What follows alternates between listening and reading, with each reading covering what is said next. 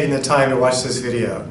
I'm Forrest Blake, Vice President of the Tenant Consulting Group of NAI Capital here in Southern California.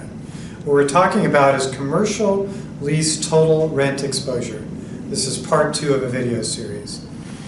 Due to many components that make up true occupancy cost of lease space, identifying and budgeting can be difficult. Factors in landlord's concessions, and you arrive at what's called effective rent. In this video, we're going to look at the impact of tax increases. And we're not talking about the 2018 tax plan. Rapid increases in property values and when exactly the landlord sells the building will dramatically impact the tenant's expenses.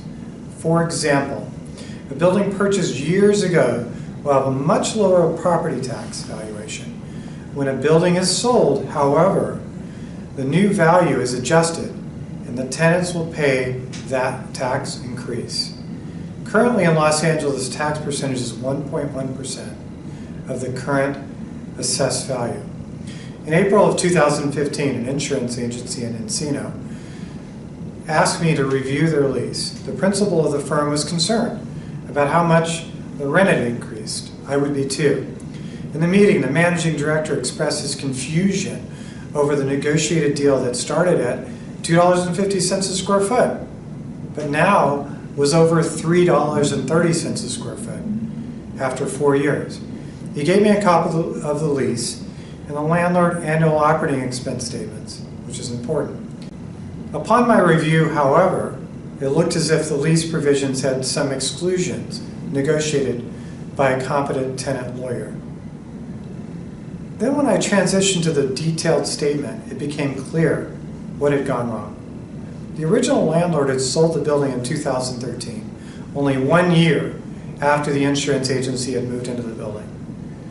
Due to this sale and the newly assessed value, the property tax increases tripled. The result was a rent increase of $55,000 or 46 cents per square foot for each subsequent year. I remember how unhappy the insurance agency's managing partner was when I told them what this had cost them and that they still were contractually obligated to pay another $110,000 for the remaining 2 years of the lease.